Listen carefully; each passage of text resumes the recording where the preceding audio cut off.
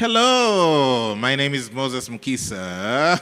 And my name is Angela Okolo. And we would like to welcome you to MC University. This is a missional community leaders training for Worship Harvest ministries, missional community leaders, and other missional community leaders from other churches who find this valuable. So thank you so much for joining us. Wherever you're joining us from, welcome to MC University.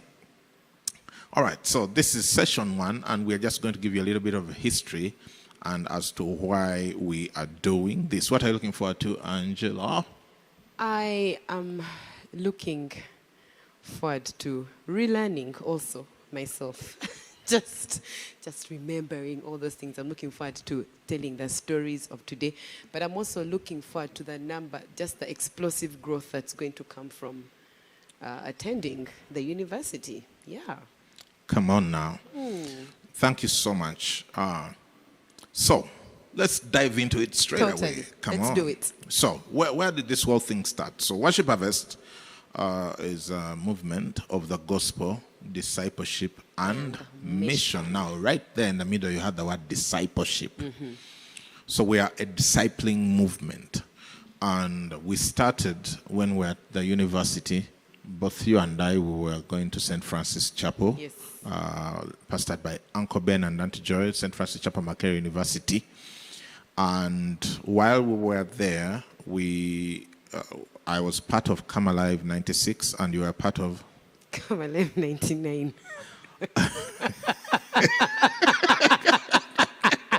Ooh.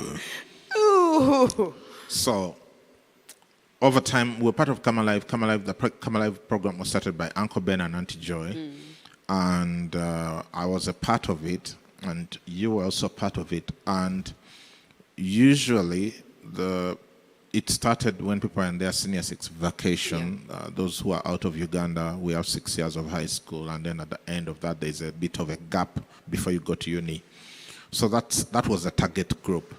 And so what happened is that when people went to uni, most of them going to Makerere University because that's where the chapel was, we continued through with Come Alive through our university years. But usually it was active for only the 3 years where most of the students were at the university. Usually when people left after their 3-year courses, everything ended. In 96, my leader was Patrick Miyinda, who after his 3-year course handed over to me about 2 other people to continue.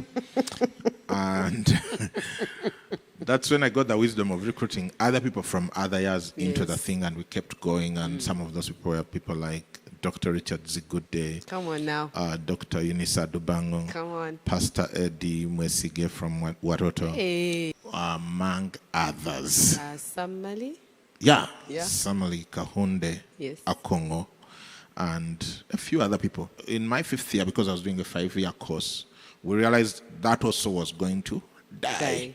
And then that's when God gave us a vision of starting what we called at the time Come Alive Ministries, which was to call back all the previous years Come Alivers and start something energetic using our gifts to spread the gospel. And we started it in December 1st, 2000, and it was explosive. You were there. Tell us a little bit.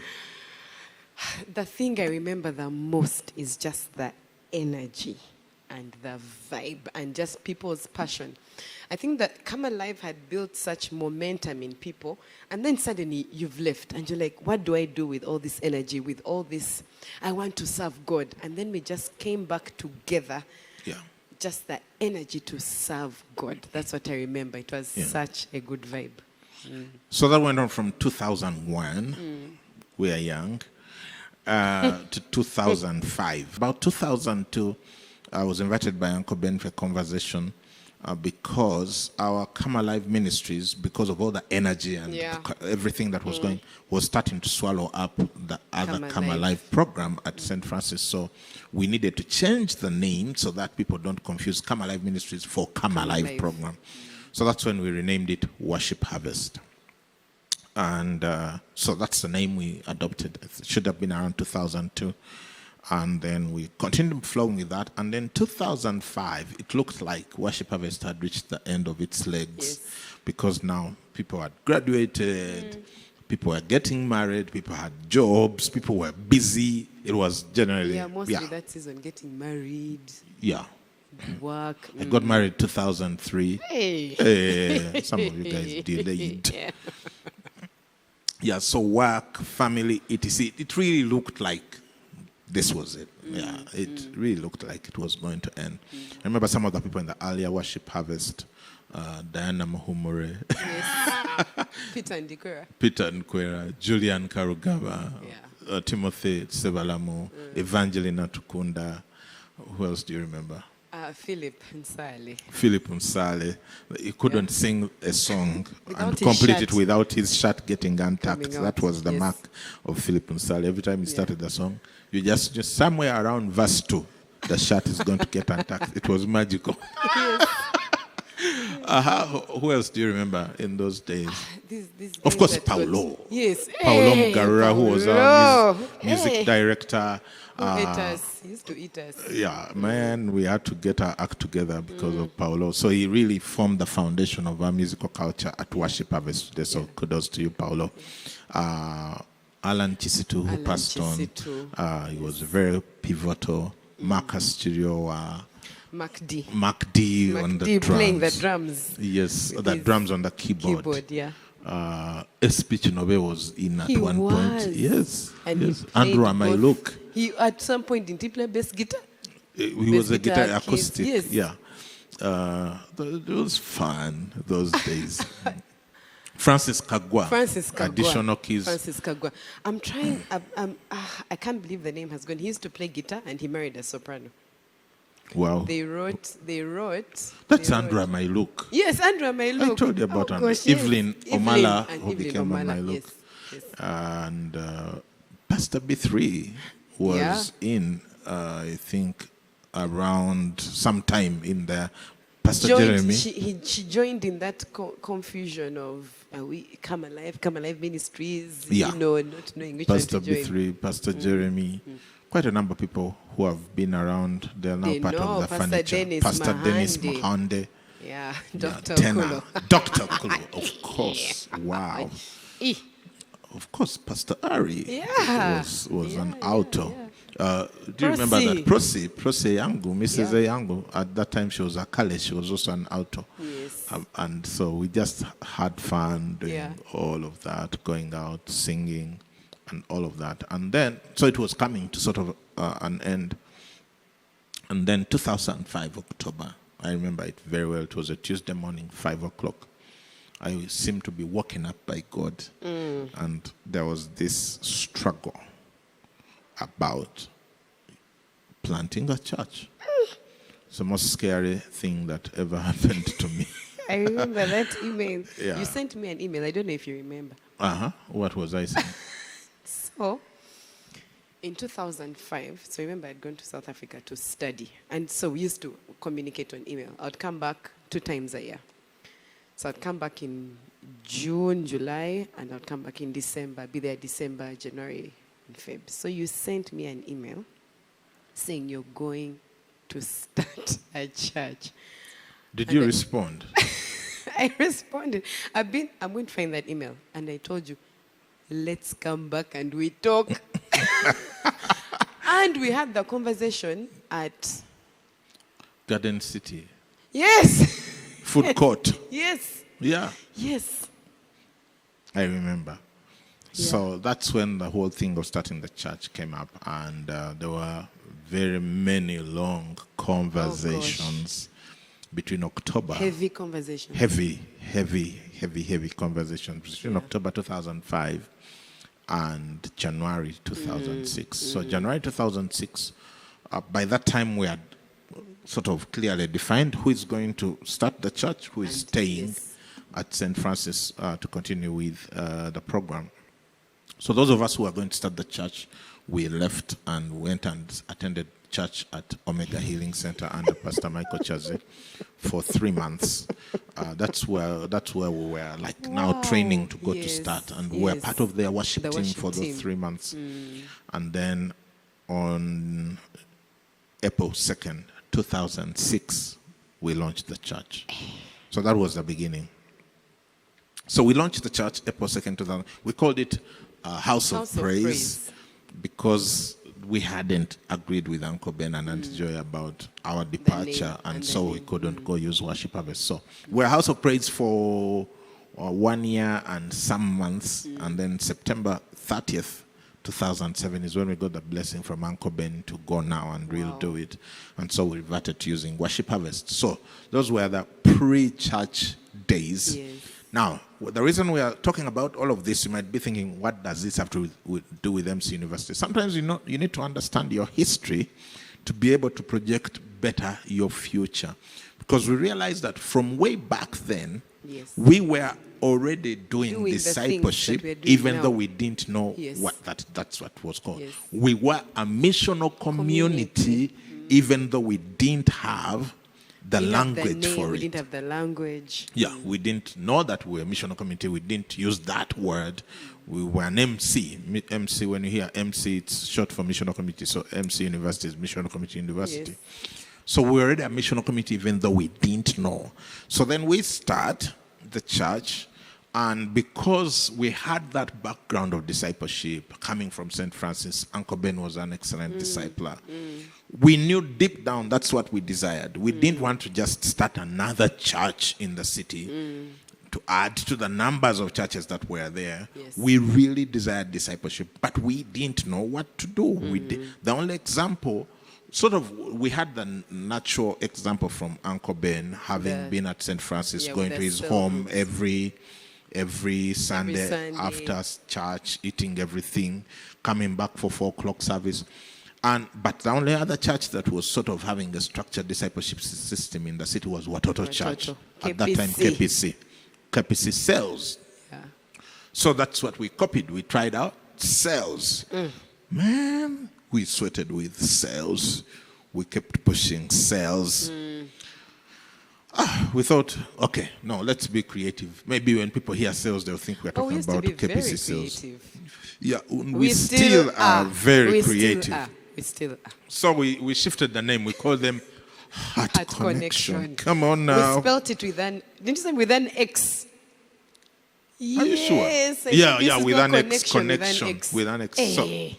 So we were now Heart Connection. Come on now. Hey. So we tried Heart Connection. Heart Connection. Who was in charge of Heart Connection? I don't Wasn't remember. that I don't remember who was in charge of Heart Connection, but we pushed Heart Connection, and then it didn't work very well. For some reason, people were not joining the groups, even though we were a small church. Maybe because we were a small church. It's like, if you are 30, why should people be split into groups? Anyway. So, 30? So as we kept growing, then enter Christine Namagulu. Yes. We handed it over to Christine Namagulu. Yes. She just redid everything and called them hangout groups. Hogs. Hey. So now it was based on what you want to do in your hangout. There was a group that used to swim at Fairway Hotel. That was a hog. Other people used to meet over to read. You were in the movies group? I was in the movies hog. We would go out with Dr. Kulo. We would go watching movies. Hey. Wow.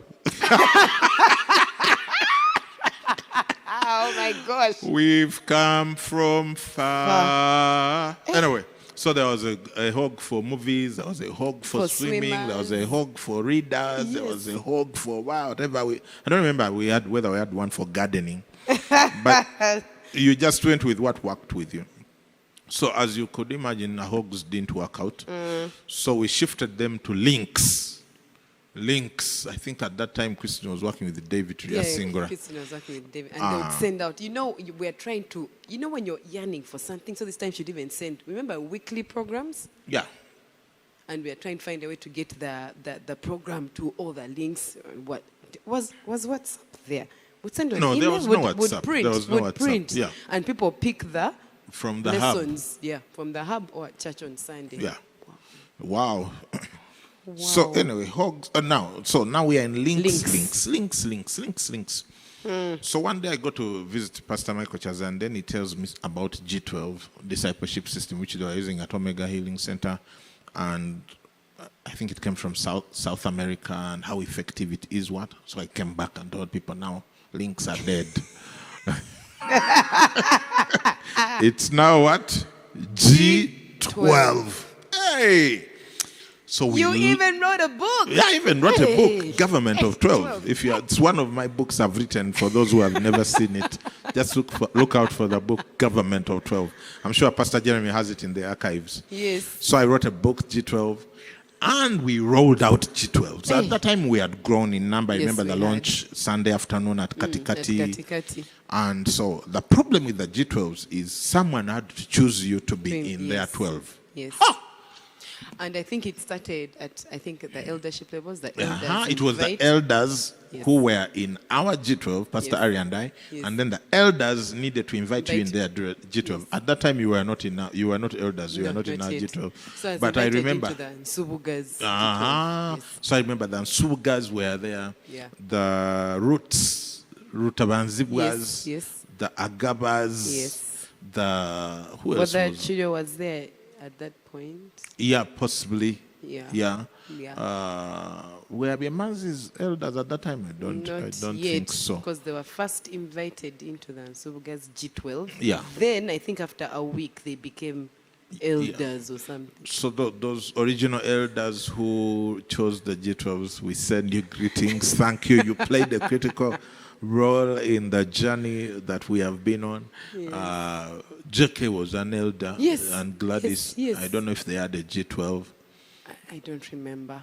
Yeah, but I there were don't a remember. couple of people who were in our G12, and so they went out and Yes. selected people into their G12. So it started growing like that. So Yes. if you are in someone's G12, then you also had your start own a G12, Yes. and then that person, they had a G12. Yeah. Now, here was the problem. You had to be invited into a G12. Yep.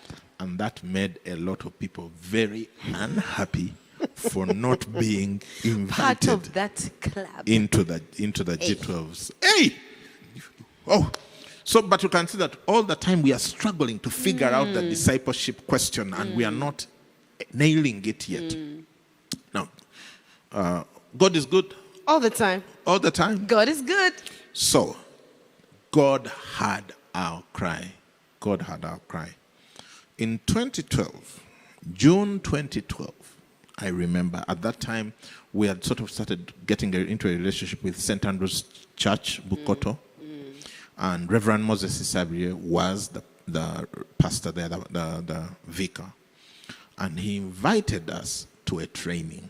Oh, I've remembered who else was in G12. In our G12, Who what? was? Patrick Mugenyi. Yes. Patrick and Evelyn Mugenyi. Because I Yes. remember he was there for that training. Yes. So we are invited to this training at St. Andrews. We are sort of trying to be friends with Reverend Moses. So we're like, what about? Let's go. So we went. I think we're about 5 of us from Worship Harvest. Patrick Mugenyi was there. I think Sam Chiraba was there. I was there, and maybe, were you there? You were not I there. wasn't there. Like another person or two. I don't know if Pastor Ari was there. But I remember we were 5 from Worship Harvest, and we were the biggest delegation at the training. With faith. Yes.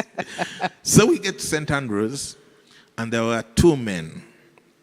One of them was Tim Lindsay, and the other was Jean-Marc Torrens. They were from Switzerland, and they had a relationship with St. Andrews, and I think Reverend Moses had visited them, and now they were coming to visit them, and they decided to do a training. So we get there, and they are talking about life shapes, learning circle, invitation and challenge, up in out, the triangle of rhythms, and we're like, we're not clicking that stuff. Now they were teaching us stuff that they had been taught by Mike Breen. But we were not like really understanding it. So it was a 2-day training. We took notes. I went back there to took notes. We got a copy of the book, Building a Discipling Culture by Mike Breen. I have here a copy of the new edition. The new edition. It looks awesome. Yeah, BDC by Mike Breen. This book, if you're a missional community leader in Worship Harvest, you must read this book. Or if you want to understand what you're doing. This is the book that will show you the DNA of discipleship. And together with it, there's this other book, Leading very Missional Communities. practical, This gives you a practice, the Yes. praxis for leading an MC. This gives you the sort of the roots, the heart, understanding what it is you're doing. Yes. This shows you what to do. So, there we got a copy of the book, Building a Discipling Culture. End of training, bye-bye. We have books, yeah. And then, when God is As a luck will have determined it. to bless you. So one day, Reverend Moses gives me a call. He's like, remember Tim who was here for the training?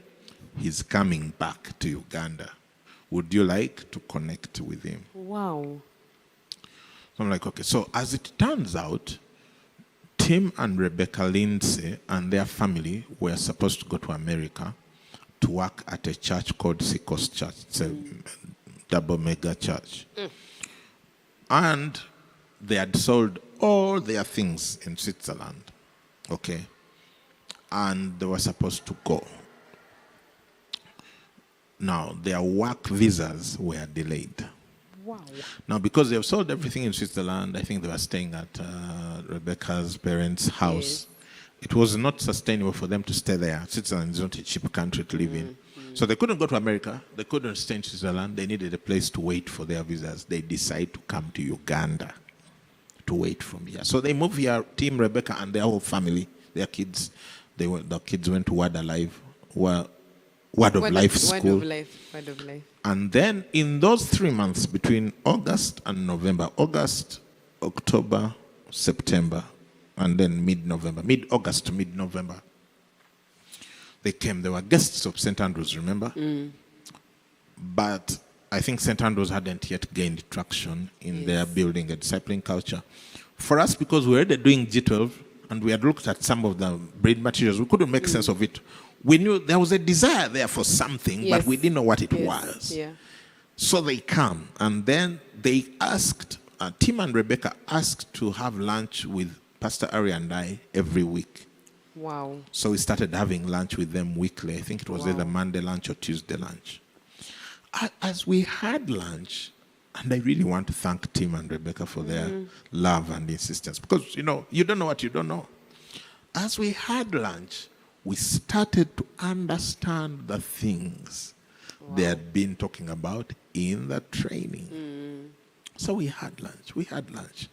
And then we started connecting them with some of the leaders in Worship Harvest. And then we started connecting them with some of the other pastors that we were in relationship with. Yes. By the time they left in November, we were sold. MCs had started. It was now MCs. Yes. Now we had to kill the G12s.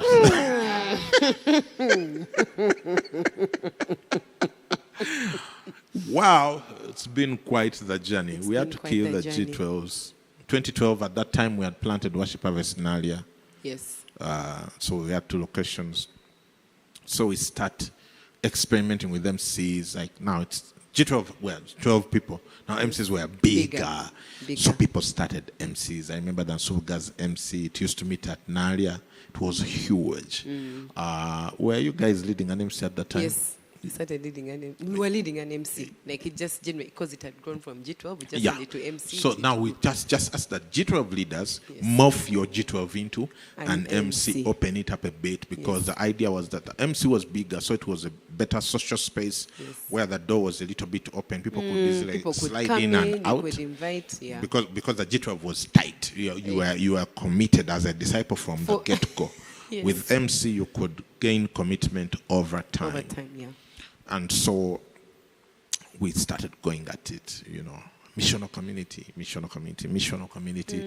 We had a couple of missional communities. I think they were doing well. They were buzzing. You guys were leading an MC. Dan Subkas were leading an MC. Where WMAs is leading an MC, I think so. Yeah. And a few other leaders. Because now we were 2 locations, Nalia and Katikati. So some MC leaders were there, some MC leaders were here.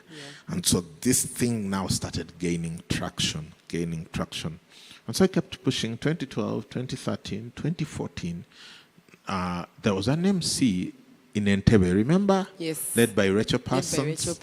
That's the MC that planted Worship Harvest Entebbe. Now remember Patricia Amoko then. or Moko then, now Muhumuza, Muhumuza, who started Worship Harvest Ginger. They started as a link. Oh, yes. Yeah. It was a link. Yeah, Ginger Link. There was Link White, and Link Aroma. Wow. Now, Link White, they named it Link White because they met in Ginger and Jeru across the river, and Link Aroma was at Kaunye Lane. So they so Eric Keba, Timothy Mwalanya, and then Patricia.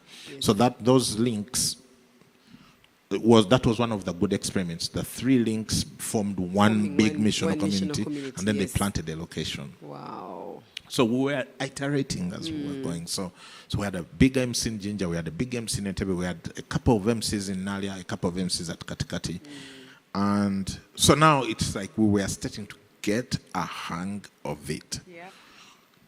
There was a turning point, though. I think it was 2016. We had been going, and at that time we had only about maybe, was it 10 MCs? There were not. Or 16. It was I feel like it was 16. Yeah, I think it was 16 MCs, yeah. And then we had a massive training program. You remember it? We had here at Worship Harvest Nalia Saturdays, every Saturday for about 6 weeks. Yes. At the end of that massive training program, our 16 MCs multiplied, and we just exploded. Yeah. I think we sort of doubled. Yes. 2016. So that's when now, after that training, the MCs grew, and we kept going 2017, 18, 2019, 2020. So by 2020, January 2020, we had 132 missional communities. And we were celebrating. And yeah, it was awesome. Because we had gone from that 16. I remember we first hit like 50 MCs in 2016, early 17. Yes. It was massive. Yeah. I remember that time we're like, oh my gosh, like just at that point we think, how are we going to train people? It was so chaotic. How are we going to, yes. Yeah, it was just. We didn't know how to deal with 50 MCs. Yeah. Yeah. So that in 1 year and a half thereabouts. So we grappled with the whole thing 2017, 2018. I remember Worship Harvest Bugulabe at that point celebrating 11 MCs. Yeah. Hey, we're like, we are 11 missional communities. Because when you went, you started as one missional community. And then we just. And then you kept multiplying. Yes, we broke up. So, but what I remember is that by Jan 2020, we had 132 missional communities. Wow. How did we get there? We took the stuff in these books. Yep. It was a requirement those BDC, days, actually. Yeah. And we are encouraging people now, please read this as a missional community leader. And then we took the stuff in this book, and we iterated and we added things, and we started growing. We grew. So Mike Breen, we were now really drinking the Mike Breen stuff fully. Yes. And we grew. Then in 2020, mid-2020, we started listening to Bishop Doug and the whole thing of following, culture of honor, shifting the culture in the church. Because remember, we were doing discipleship, we were doing well, but we didn't have the biblical culture that enables discipleship. Yes. We are doing a biblical concept with the current modern sort of secular culture. We are all equal. So you disciple me on my terms. And, you can't disciple someone on their terms. You really can't. And so when we shifted the culture at the end of 2020, towards the end, what has happened in the last 1 year is by about September 2020, we had 180 missional committees. We had added 50 missional committees. Things were accelerating. But as I talk today, we have more than 880 missional communities. In the last 1 year, we have added 700 plus missional communities. 700 plus. Now, do you know what the result of that is? please, what is the result of having 700 missional communities Added in 1 year. in 1 year? Good chaos. Totally. Just too We much thought 50 chaos. was chaos. We thought 50 was chaos. Hey, Pastor B3 sent me a message saying, I think 60 MCs were added last week. 60 in Yeah. 1 week. Yeah. So Okay. this is flying at a completely different level. That's why we have started MC University. Yes. Because we can no longer catch up with all of you mission community leaders to train you wherever you are. Yeah. We can't do events quickly enough. We can't produce materials quickly enough. Yes. So this video and the others that will come, the other sessions, it's a little bit of a humble offering to you to be able to equip you to do the work that Christ has called you to do, that Christ has called us as a movement to do, so that we are a discipling movement that's going to change our generation. Our current vision, which will change, I'm sure, in future, is to have 50,000 missional communities that are discipling more than a million people. Yes. And with 50,000 missional communities, it means that we'll be reaching 50,000 frontiers, changing communities Wow. 50,000 times a 50,000. month, and leading 50,000 people to Christ every Weekly. single week. Weekly. Every week. So that's the future we are going towards. And so we think that this video is going to be very helpful to you as we learn together to make disciples the way Jesus made disciples. Yes. Closing words from you, Pastor Angie.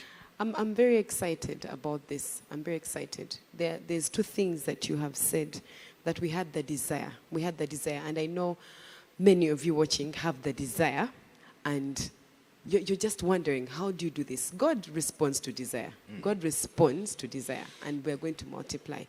And here is a tool that's teaching you how to lead the people that God is giving you. The questions you've had, because sometimes you feel stuck.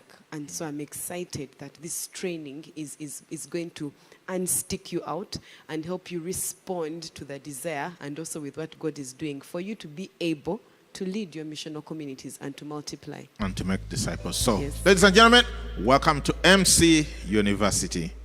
Thank you so much.